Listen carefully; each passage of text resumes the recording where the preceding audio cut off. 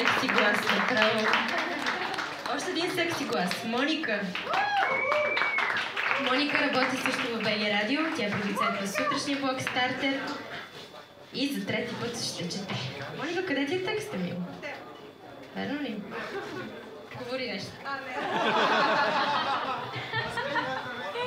Здравейте. Значи едни все още са болни, други са пияни, трети с нощни. Аз съм опиянена от Рубиков все още. И най-вече от роботския танц на Гери, който все още се опитвам да усвоя. Така, ако момичето, което е писало този текст е днес тук, моля след това някъде тайно да ми се обади, искам да я поздравя и да я стисне за ръката. И за някъде друго. Така...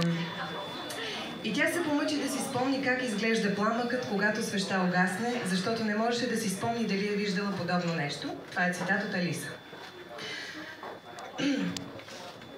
Така. Отидох от тях към 10:30. Тогава техните си лягаха и не се налагаше да водя досадни разговори за времето и новия цвят на косата на майка му. Към 11:30 щяхме да започнем по-съществената част от нашата връзка. Все пак бяхме на 18 и нямахме време за губене в чакане на техните да заспят дълбоко.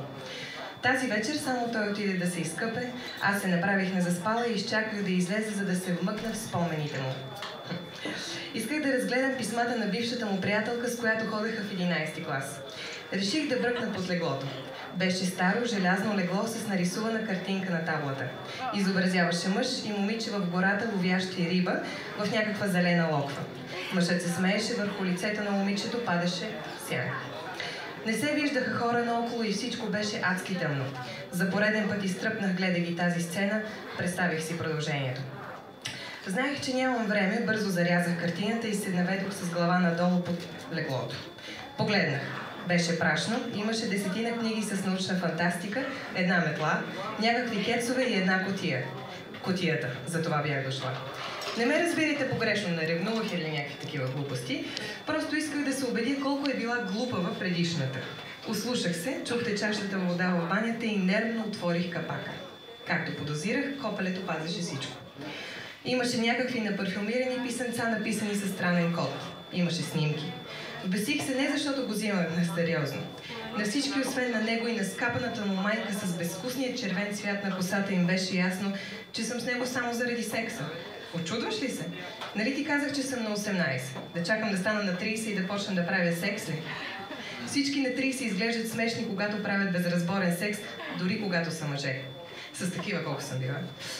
Обесяваше ме идеята, че на него през ум може да му мине, че си заслужава да пази нещо дадено му от друг, докато аз съм в ръцете му. Аз и моята дълга къдрава коса. Аз и моите огромни стегнати гърди, моето гордо красиво тяло. Аз съм Вселената и всеки, който е с мен, трябва да му обожава, да ме изпива с очи, за да има какво да помни, когато си тръгна. Не се ядосах. Изобщо. Просто тази никаквица нямаше право да е под леглото му, докато аз се чугах с него отгоре. Докато ровех нервно из писмата, нещо просветна в ръцете ми. Банкнота. Още една. Бяха скрити между страниците. 20 новички банкноти по 100 лева. В този момент водата в банята спря. Бях с къса рокля и всичко, което трябваше да направя, беше да облека. Търсих си сандалите из стаята, докато го слушах да се секне в мивката. Ключалката на банята превъртя, вратата се отвори, видях светлината зад врата си, но вече тичах боса по стълбите в хода. Стигнах до осветен площад, спрях за малко, още бях боса. Предполагам, изглеждах странно за хората наоколо. Планът ми за действие имаше само една точка и включваше Сашо от бара. Всеки има по един Сашо. Знаех със сигурност, че е на смяна, защото тази вечер, както впрочем и всяка друга през последния месец, ме беше поканил. Хубаво, ще дойде Сашо. И без това си красив, макар и глупав. Таксиджията ме остави точно пред бара на Витушка. Дупка, едно време е било свърталище на травестити. Мисля, че провидението ме докара тук. Сашо отиде в мазето и не след дълго се върна с почти нови бутуши, 42 номерно, розови. Аз съм 39, почти идеално паснаха. Заявих му важно, че утре заминавам за Ибиса. Той ме погали по главата и ми наля някакъв коктейл. Време беше партито да започне сега. Имам малко време до полета си и не трябва да ме караш да скучая. Той свири с остана някакъв тип пред бара и след 10 минути вече слизахме хванати за ръка към мазето. Моят хубав Сашо ми каза, че има изненада за мен. Както ми беше обещал преди няколко дни, беше ми намерил LSD. Слизах надолу по стълбите, препъвах се в себе си и се опирах от тялото на Сашо. Усещах какво иска и знаех какво трябва да направя, за да взема това, което ми трябва. Щях да стана поетеса.